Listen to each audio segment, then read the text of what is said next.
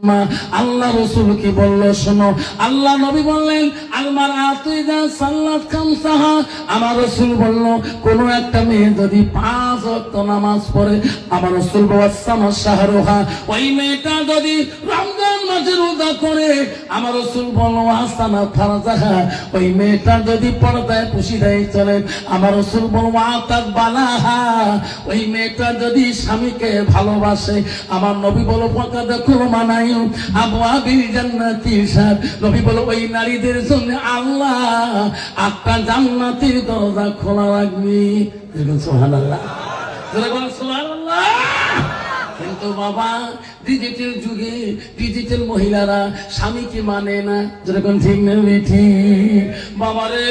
বর্তমান যুগে চিনা যায় না এটা মুসলমানের বাড়ি, মুসলমানের মেয়ে।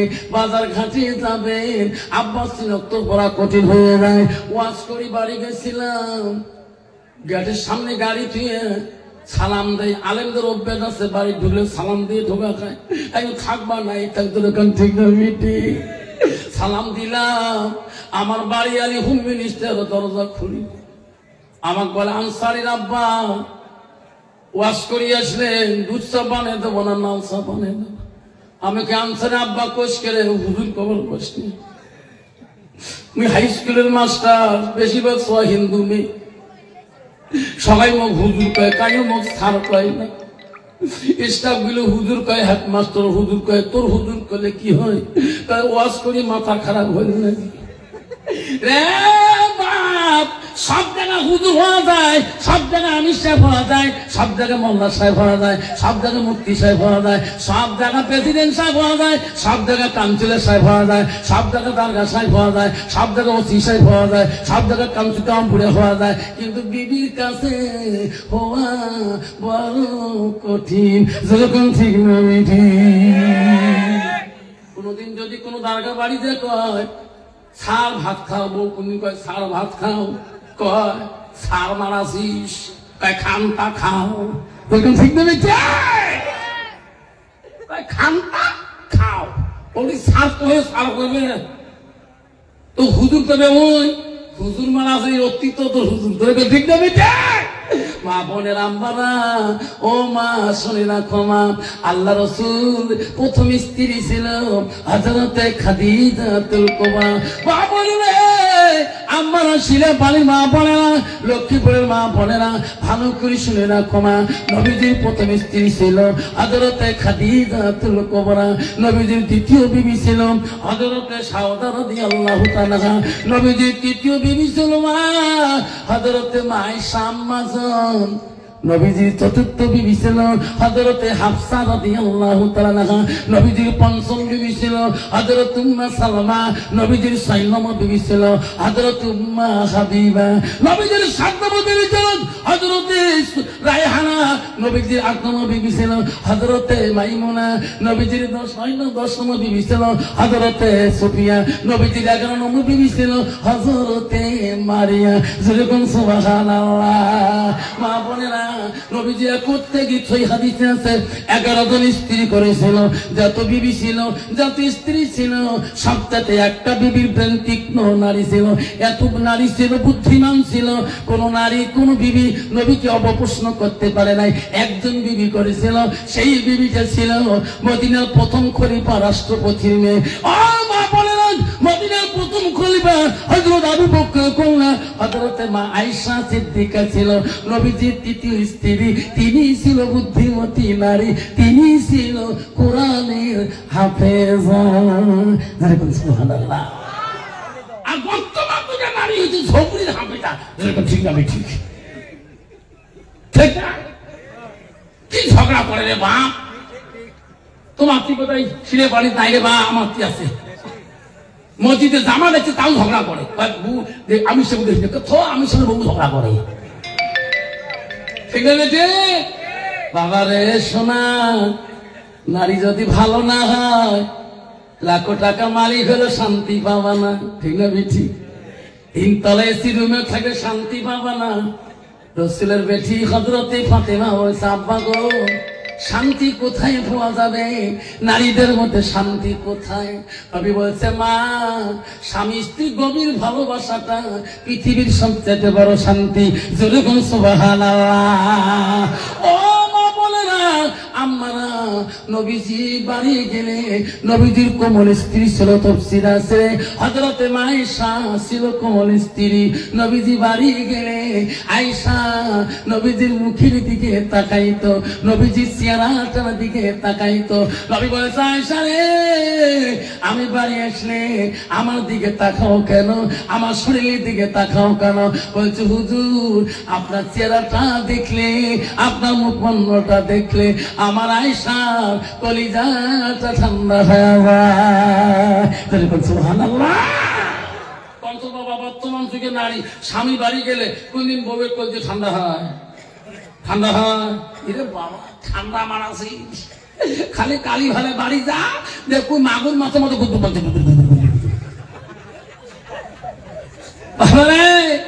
হক কথা বলি যান বাবা, ঠিক না ঠিক?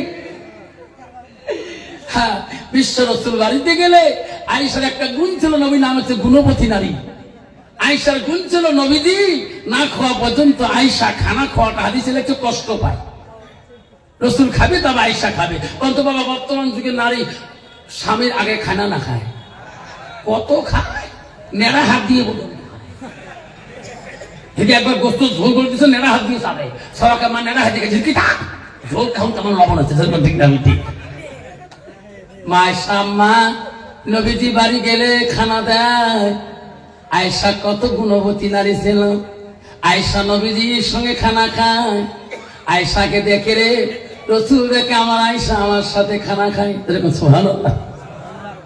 নবীজি খানা খাইতেছে, আয়েশা রাসূলের সঙ্গে একই থালি খানা খায়। আয়েশা গোছগুলো খায়া হাড্ডি গুলো রেখে দেয়। আমার দয়া রাসূল আয়েশার কামড়া হাড্ডি গুলো আমার দয়া নবী চুষি চুষি রস খায়। আয়েশা পানি খায়।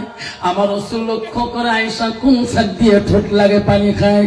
আমার রাসূল ওই সাইড দিয়ে ঠোঁট লাগে পানি খায়। বিশ্ব নবী স্ত্রী মা আয়েশা বলে, হুজুর, আমার কামড়া হাড্ডি গুলো আপনি কেন খাইলেন?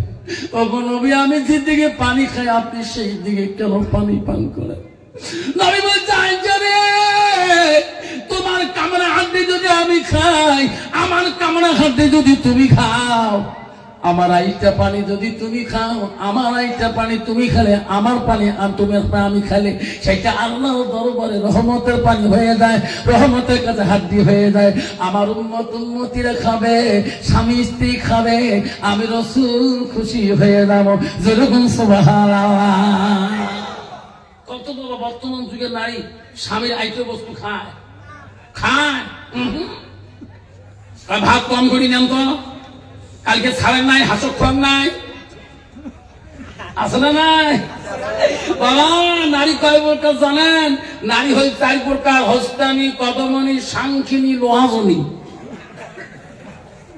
কইছে বউ কালকে শিরে পানি আফতার হুজুর আছে বক্সিহাটে হাই স্কুলের হুজুর, দেখছি স্বামী বলে আইতে বাড়ি খাওয়া, আইতে গোস ভাত খাওয়া, বউ তুই খাসি? মুই খান, যে বি খায় না চেরা চেরা বুক গুঁদায়, আসলে না বুদ্ধি খাসি না, টাকা খান না।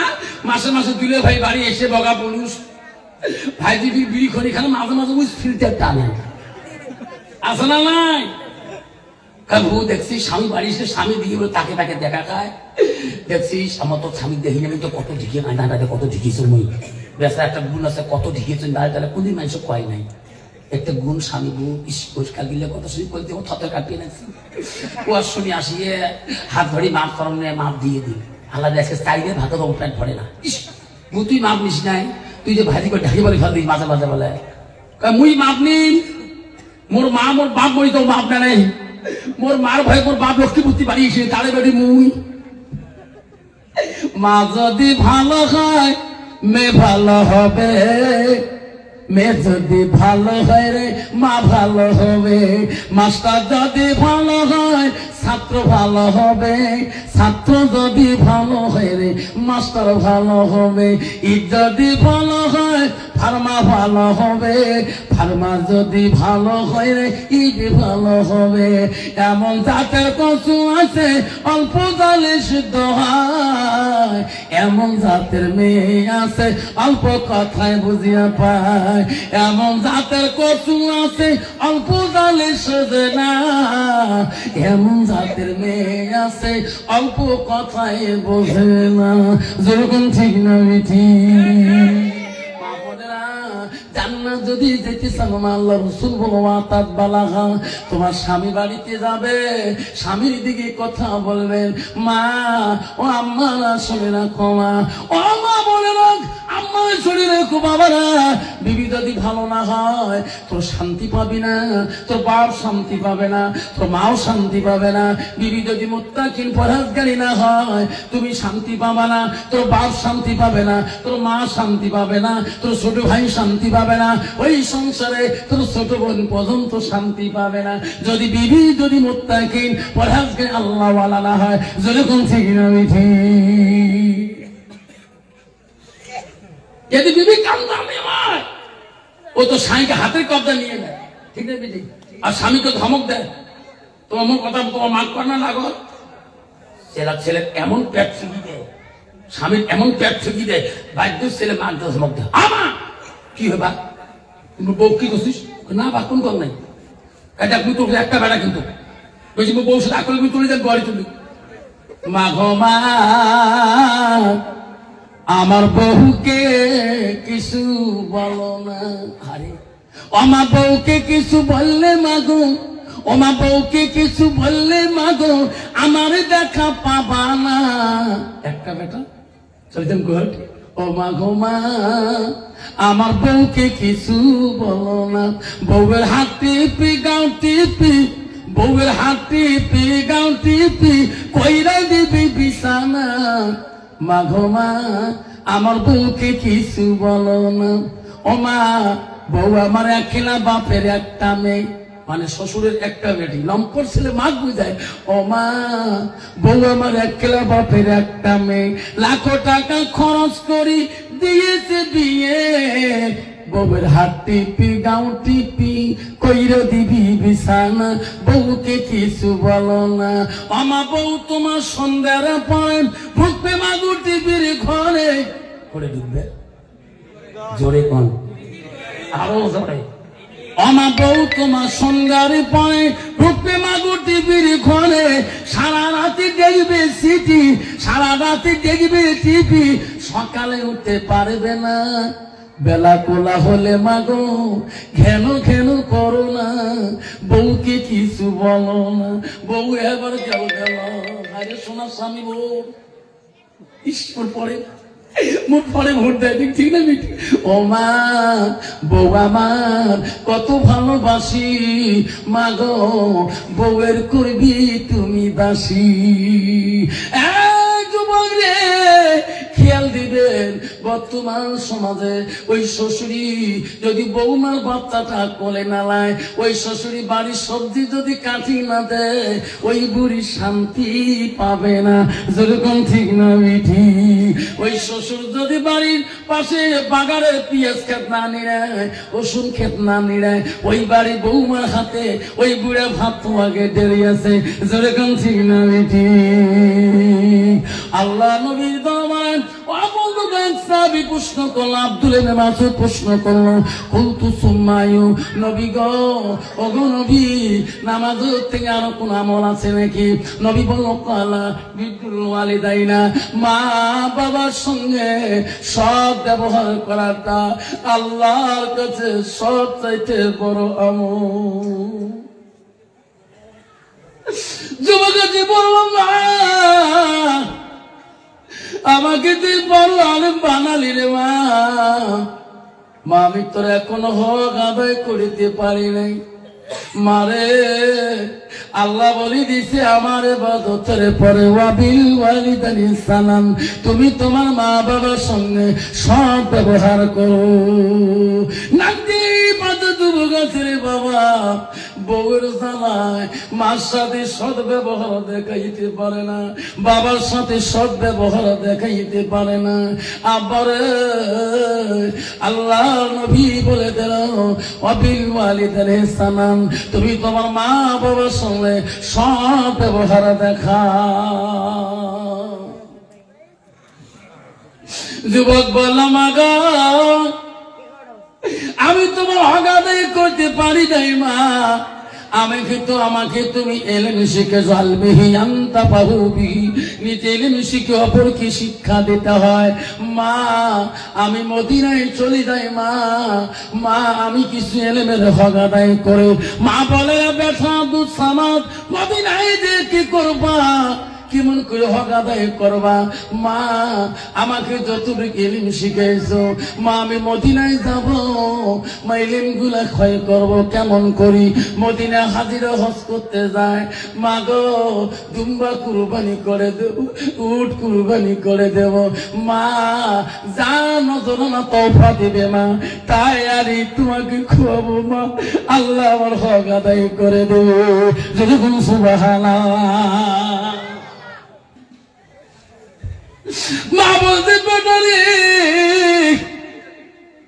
আমি তোর একটা মা, তুমি আমার একটা ছেলে, এখান থেকে কত দূর কিলোমিটার মদিনা, আমাকে ছাড়ি যাবা, আমি যে থাকতে পারবো না তোর মহব্বত। ছেলে বলছে মা বেশি দিন থাকবো না মা, অল্প কয়েকদিনের ভিতরে চলে আসবো। মা গো কান্দো না, মার কাছে খুশি মনে করি বিদায় নিয়ে চলে যাও। বেটারে মনে রাখো বাবা, মনে রাখো আমাকে তুমি ভুলিও যায় না। আব্দুল সালাম মদিনায় চলে গেলেন, উট জবাই করে দুম্বা জবাই করে হাজিরা খুশি করি, তওফা নজরানা যা দেয় নাই। হারে জবাই করতে করতে কয়েকদিন চলে গেল, হঠাৎ করে আব্দুল সামাদের মার কথা অন্তরে জাগিয়েছিল। হায় রে আমার মা তো বলছে বাবা বেশি দেরি করে আমি থাকতে পারি না। আব্দুল সামাদ রক্ত মাহা দেহটা নিয়ে তলোয়ারটা খাপের ভিতরে ভরে কুরবানি বন্ধ করে বাড়ি বুকে রওনা হয়ে গেল। আমার মাটা দেখে আমার মনটা কেন কান্দে রে, আজ কদিন ধরে আমার মাটাকে আমি দেখি না। আব্দুল সামাদ বাড়ি মুখে রওনা হলেন, আস্তে আস্তে সারা দিন চলে গেল। আব্দুল সামাদের সামনে আমাদের ওয়াক্ত হয়ে গেলেন, আজান বহু দূর শোনা যায়। ওই বলছে আল্লাহ সারাদিনে জামাতে নামাজ পড়তে পারি নাই, আজান শোনা যাচ্ছে, আমার মনে হয় কিছু দূর চলে গেলে আমি জামাতে নামাজ পড়তে পারবো। যেরকম সুবহানাল্লাহ। আব্দুল সামাদ দ্রুত বেগে গেলেন, আজান শেষ হয়ে গেল, রাস্তায় দ্রুত বেগে যায় দেখতে দেখতে মসজিদ নিয়ে গেলেন। উনিও মসজিদের বারান্দায় পৌঁছে গেলেন, জামাতে নামাজ পড়ো শেষ হয়ে গেল। সর্বনাশ, জামাত শেষ হয়ে গেল। নামাজ যখন শেষ হয়ে গেল সবাই বাড়ি মুখে রওনা হয়ে গেলেন। ইনি নামাজ পড়বে কি না পড়বে? মুত্তাকিন পরহেজগার মানুষ আর মসজিদুল বাইতুল্লাহ আল্লাহর ঘর যেখানে থাকবে সফর হালত হল নামাজ পড়তে হবে। সব মানুষ চলে গেল, ইনি উজুখানায় চলে গেলেন, উজু করবে। আফসোস থাকলে আল্লাহ জামাতে নামাজটাও পেলাম না। আল্লাহ রাসূল বলছে কেউ যদি নিয়ত করে খুব দ্রুত বেগে যায়, নিয়ত করে যায়, যদিও জামাত না পায় তো নামাজি জামাতে সওয়াব পাবে। যেরকম সুবহানাল্লাহ। আব্দুল সামাদ হাতে পানি দিল, এমন সময় মসজিদের পিছন থেকে কে বাসিক করে দিল, আমাকে বাঁচান, আমাকে বাঁচান। আব্দুল সামাদ সঙ্গে সঙ্গে উজু বন্ধ করে দিল। রে কোন মানুষ তো নাই, সবাই বাড়ি দিকে চলে গেল। কে রে মসজিদের পিছনে কে গো, আমাকে বাঁচান। দৌড়ি দিয়া দেখে একটা মানুষ ওই ঘোড়ার পৃষ্ঠে চড়িয়া আর একটা লোককে জবাই করতেছে। আব্দুল সামাদ বলল ভাই না ভাই, তাকে মারিস না ভাই, তোর অন্যায় হবে, তোর ক্ষতি হবে ভাই, তাকে জবাই করিস না। এই কথা কথা বলতে না বলতে ওই নিরহ লোকটাকে, ওই ঘোড়ার বৃষ্টি তোরা লোকটা জবাই করে থুয়ে চলে গেল। আব্দুল সামাদ কান্দা শুরু করে, আল্লাহ এখানে তো আমার বাড়ি না, এই গ্রামের মানুষ সবাই মসজিদ থেকে বাড়ি মুখে গেল, এই লোকটা যে খুন হয়ে গেল এই জায়গার লোক না অন্য সমাজের লোক, আমি তো চিনি না। আব্দুল সামাদ চিক্রু দিল সমাজের ভাইরা, ভাইরে তোমার সমাজে খুন হয়ে গেল, ও ভাই মার্ডার হয়ে গেল। গ্রামের মানুষ সবাই এসে গেলেন, আসিতে গেলে যে মানুষটা চিক্ষুর দেয় তার গায়ে মাথা রক্ত ছিটা, তার ঝোলায় রক্ত মাখা ছুরি, তার ছুরিতে রক্ত দাগা। যুবক, তুমিও খুন করলি নাকি? তোমার গায়ে কেন রক্তর দাগ? ছুরিতে কেন রক্ত মাখা? ঝোলায় কেন রক্ত? তুই মারিয়া বোঝা পালাইতে পারো নাই? এটা তো আমার সমাজের মহৎ মানুষ, জ্ঞানী মানুষ, মানলি কেন? সবাই বলেন না ভাই রে, আমি বাড়ি নাই, আমার অভ্যাস নাই, আমি একজন নামাজি পরহেজগারী, মসজিদে নামাজ পড়তে আসি। সবাই বলো না না, এটা নামাজের ইয়ার চলো না, ধরো পিঠাই করো, মারো পিঠাই করো। সবাই মারা শুরু করে দিলেন। মারিতে মারিতে আব্দুল সামাদকে মসজিদের জমিনে শুতে দিয়ে দিলেন। আব্দুল সামাদ বলো, ভাই রে আমাকে নামাজটা পড়তে দাও না, তোমাকে ফরজ নামাজটা পড়তে দাও। ভাই আমি কোনো খুনি না, আমি একটা মদিনার কষা। সবাই মারে চলে রে, মারতে মারতে অস্তিত্ব বানিয়ে দিল। আব্দুল সামাদ বলো, ভাই রে পৃথিবীতে আমার আপনজন কেউ নেই, আমার বাবা নাই, আমার ভাই নাই, আমার বোন নাই, শুধু একটা মা আছে। দয়া করে যদি তোমার মরণের আগে আমার মাটাকে একবার দেখতে দেন, আমি আমার মা ঋণ থেকে আমি বাঁচব। সবাই যখন মারি বন্ধ করে দিল, সবাই বাদশার দরবারে নিয়ে গেলেন। চলো আমার দেশের বাদশা, আমার দেশের কাজীর কাছে নিয়ে যাব, ইনি নিরপরাধ মানুষকে কেন খুন করলো? সবাই টানি বান্ধি নিয়ে গেল। বাদশা বলল, কেন না কে তোমার মহারাজ, ইনি একটা খুনির আসামি, আমার গ্রামে একটা নিহ মানুষকে খুন করেছে, দুখণ্ড করে দিয়েছে। বাদশা বলছে, তোরা দেখছেন? করে হ্যাঁ, আমার নিজে সাক্ষী, ওনার হাতে সাক্ষী, ইনার তরোয়াল সাক্ষী, ইনার ঝোলা সাক্ষী। বাদশা দেখলো হয়। বাদশা বলল, ঠিক আছে, তোরা যখন সাক্ষী, আমিও বাদশা রায় দিলাম, কতল বেল কতল, কতল বিপরীত কতল করা হবে। ফজরে নামাজ পার এনাকে মৃত্যুদণ্ড দেওয়া হবে। সারা রাত্রি চলে গেলাম। সকালবেলা বাদশা বলল, মন্ত্রী রে ওই যুবকের কাছে দিয়া বল, 2 রেখা নামাজ পড়তে বলো, উজু করতে বলো, কি খাবার মন চলে, কি বলবে মন চলে, তাড়াতাড়ি বলবে, কিছুক্ষণ পরে তার মৃত্যুদণ্ড হয়ে যাবে।